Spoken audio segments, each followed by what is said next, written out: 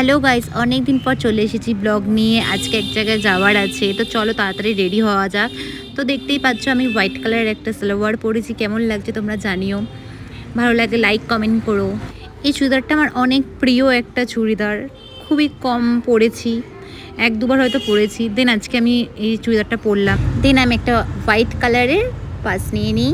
তো দেখা যাক আমি কোথায় যাচ্ছি, ব্লগটা দেখতে থাকো তাহলে বুঝবে আমি কোথায় যাচ্ছি। চলো যাওয়া যাক। একটা মানুষের কপাল কতটা খারাপ হতে পারে সেটা আমার থেকে মনে হয় কারোর কপাল খারাপ হতে পারে না। অটোর জন্য 10 মিনিট ওয়েট করলাম। দেন ও আমাকে ফোন করে বলছে কখন আসবি করে, আমাকে তো মুখ করেই যাচ্ছে। তো তাড়াতাড়ি করে মেট্রো স্টেশনে চলে যাই। দেন আমরা মেট্রোটাও ধরে নিই। তো তারপর আমি আর কিছু বলতে পারছি না, আমি না দু সাইড থেকে এরকমভাবে চেপে গেছি, মানে আমাকে পুরো পিষিয়ে দিচ্ছে এমন ফিল হচ্ছে। প্রচুর ভিড় ছিল। প্রায় 1 ঘন্টা মেট্রোতে থাকার পর নেমে গেছি আমাদের যেখানে যাওয়ার কথা ছিল। তো মেট্রোতে নামার পর যেন আমি শ্বাস নিতে পারছিলাম, যেন আমার দম আটকে যাচ্ছিলো। দেন আমরা চলে আসি ময়দান। তোমরা দেখি বুঝতেই পারছো আমরা কোথায় এসেছি। তো আমরা হট করে প্ল্যান করেছিলাম ময়দান আসবো। তো আমি বললাম না আমার কপালটা এতটাই খারাপ, ময়দানে ঢুকতে ওষুধ আমার ঝামেলা লেগে গেছে। যেহেতু আমি ভিডিও বানাবো তো আমি স্ট্যান্ডটা নিতেই ভুলে গেছি। তো আমাকে আইসক্রিমটা খাওয়াচ্ছে মাথা ঠান্ডা করার জন্য। মানে ওর তো মাথা পুরো গরম হয়ে গেছে, যেহেতু স্ট্যান্ডটা আমার বাড়িতে থাকে। তো আমি ভুলে গেছি তাড়াহুড়ো চক্করে। সেদিন আমাদের কপালটা এতটাই খারাপ ছিল, কী আর করো, মন খারাপ হয়ে গেছিলো, কি করব, কিছু করার নেই। তারপর আমরা এদিক ওদিক করে গল্প করছিলাম, দুজন আড্ডা মারছিলাম। তারপর হঠাৎ করে আমাদের সাথে ম্যাজিক হলো। এই দাদাগুলো আমাদেরকে বললো আমাদের ফটো তুলে দেবে, ভিডিও করে দেবে। এরা নিজের থেকে আমাদের পারচেস করে।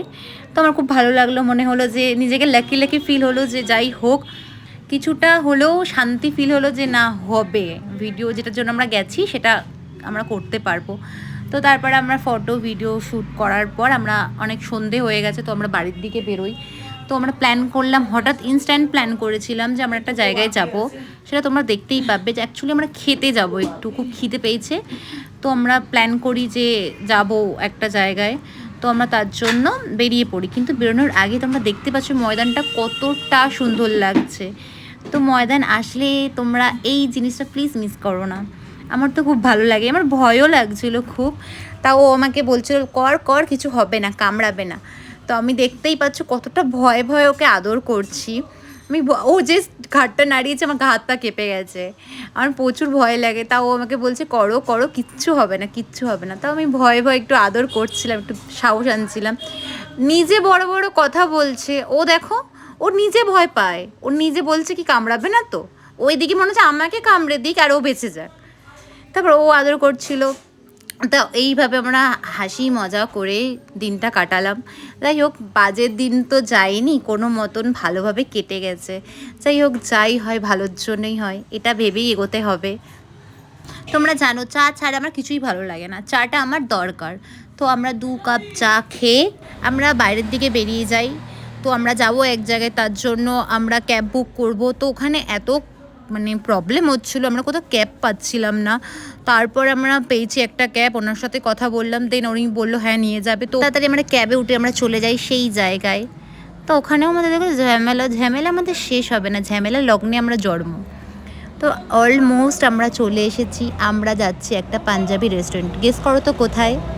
আমরা যাচ্ছি খালসা রেস্টুরেন্ট। তোমরা আশা করি এটা সবাই জানো, অনেকেই জানো, এটা ধর্মতলায় আছে খালসা রেস্টুরেন্ট। তো ওখানে আমরা ঢুকে যাই, দেখি আমরা যেই টাইমে গেছি তখন বাজে 7টা সামথিং। তো ওই টাইমে একটু ফাঁকা ছিল, কিন্তু কিছুক্ষণ পর প্রচুর ভিড় হয়ে গেছিলো। তো ওখানে মেনু কার্ড দেখে আমি জাস্ট অবাক হয়ে গেছি যে সত্যি অনেক কমের মধ্যে অনেক ভালো খাবার পাওয়া যায়। তোমরা যাবে তবে বুঝবে যে সত্যি অনেক কমের মধ্যে অনেক সুন্দর খাবার পাওয়া যায়। আর এখানে সবথেকে বেশি পাঞ্জাবি খাবার পাওয়া যায়, পাঞ্জাবি সব রকম খাবার পাওয়া যায়। তো তোমরা মেনু কার্ডটা তোমরা দেখতেই পাচ্ছ সামনে, কতটা কম দামে পাওয়া যায় খাওয়া দাবার। তোমরা ভাবতে পারছো গাইজ, কোনো কথা হবে না এখানে খাওয়া দাবারের, তো কোনো কথাই হবে না, জাস্ট অসাধারণ খাবার দাবার।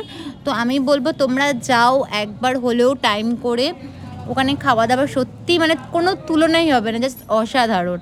আমরা জাস্ট ফ্যান হয়ে গেছি। আমরা অনেক রেস্টুরেন্টে যাই, বাট সত্যি পাঞ্জাবি রেস্টুরেন্টে আমাদের দুজনে এসে সত্যি ভালো লেগেছে। এটা আমার ভেতর থেকে রিভিউ দিলাম, আমার সত্যি ভালো লেগেছে। আমি টাইম হলে অবশ্যই যাব। তো দেন সবার আগে আমরা লস্যি অর্ডার দিই।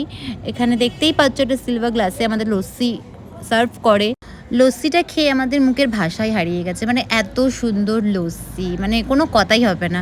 মানে লস্যিরও প্রেমে পড়ে গেছি আমি লস্যি ফস্যি একটু কম খাই, মিষ্টি ফিষ্টি জিনিস, বাট সত্যি প্রেমে পড়ে গেছি, অসাধারণ খেতে।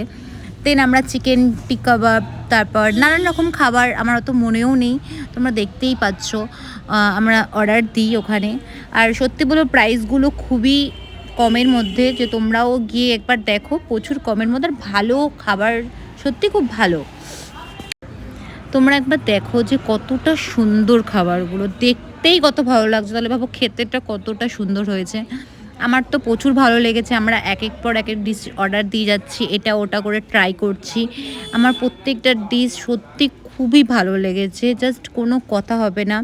আমি এই গ্রেভি চিকেনটা প্রেমিক আমি হয়ে গেছি। অনেক ডিশ ছিল, আমি অনেক নাম মনে নেই, অনেক নাম ছিল পাঞ্জাবে, সত্যি মনে নেই, বাট খাবারগুলো সত্যি অসাধারণ ছিল। আমি বারবার বলছি যে খুব সুন্দর খাবার ছিল, মানে আমার এখন ভিডিও দেখছি, আমার এখনই মানে মনে হচ্ছে যে আমি আবার যাই গিয়ে খাই, মানে এতটাই ভালো লেগেছে আমাদের।